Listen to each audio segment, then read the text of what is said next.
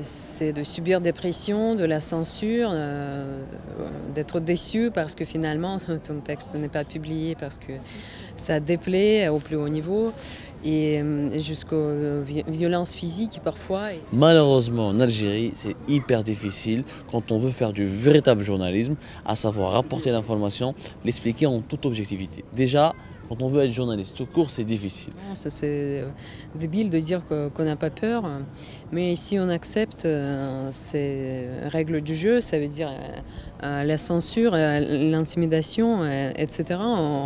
C'est même pas la peine de s'engager dans le journalisme, on ne va rien écrire. Donc c'est une conscience. Je suis un journaliste engagé.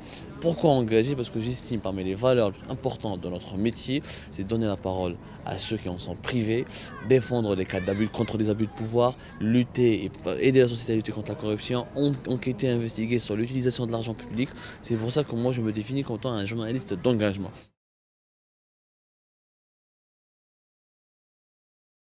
Je dirais pas, parce que justement en France, il y avait la génération 68, ce sont les gens qui sont maintenant âgés, mais ils sont très souvent même plus ouverts d'esprit que les jeunes qui sont souvent conformistes. Hein. Ce n'est pas le cas de tout le monde.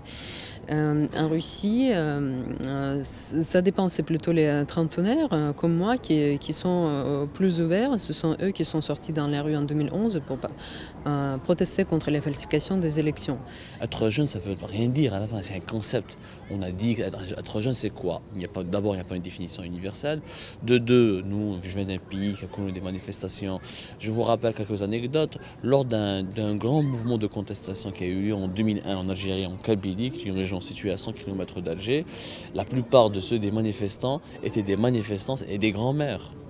Mais les vraiment jeunes de 20 ans sont aussi souvent conformistes. C'est peut-être parce que trop de démocratie tue la démocratie. Ça veut dire qu'ils ont déjà tout et ils ne savent pas, ou presque, voilà, ils ne savent pas pourquoi se battre.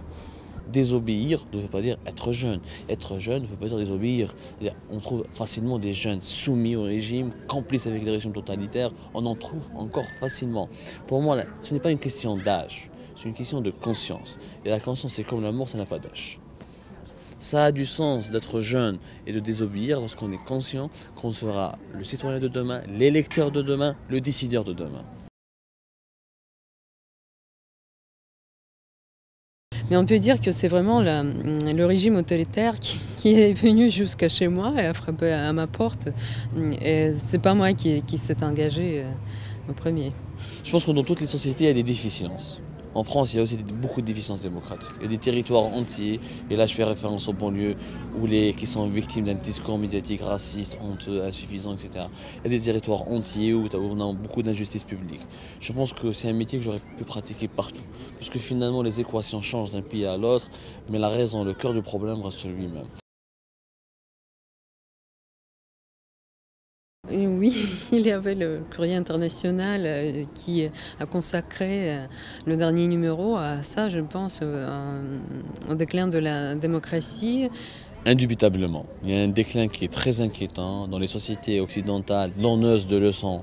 On voit un recul de la démocratie parce qu'au nom de la sécurité, on se permet des dérapages, on se permet des atteintes aux libertés individuelles, la montée du racisme, la montée de l'extrémisme idéologique, la crise économique qui a sapé les médias parce que les médias ont été trop dépendants pendant de longues années du modèle publicitaire, ce qui fait qu'il y a une connivence inquiétante entre les médias et les grands centres d'intérêt des grands groupes économiques. Ça fait que vraiment ça joue, vraiment, on l'assiste dans tous les pays du monde pratiquement, qu'il y a ce déclin démocratique, il est là, et c'est une obligation pour nous de se mobiliser en fait. Il faut se réunir tous ensemble. Il ne faut pas aussi penser que s'il y a des régimes autoritaires quelque part, ça ne nous concerne pas.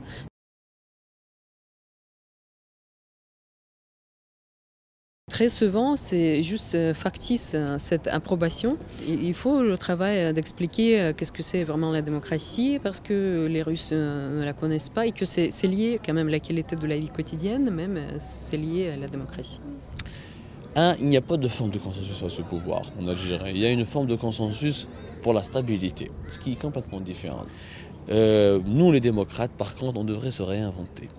Si nous n'avons pas été capables de mobiliser les gens, c'est un peu de notre faute. Si nous n'avons pas été capables d'être intelligents, de contourner la répression et de pouvoir donner un nouveau espoir de changement aux Algériens de base, c'est un peu notre faute. Comme c'est un peu de la faute des Français, c'est des territoires entiers comme les banlieues, sont démissionnaires et sont déconnectés de la réalité sociale française. Donc je pense qu'il y a une remise en cause, une introspection intérieure, ce que moi j'essaie de faire chaque jour pour explorer de nouveaux horizons. Mais là-dessus, je préfère être soutenu encore une fois par une minorité agissante que par une majorité silencieuse. Tous les grands changements ont été conduits par une poignée d'hommes.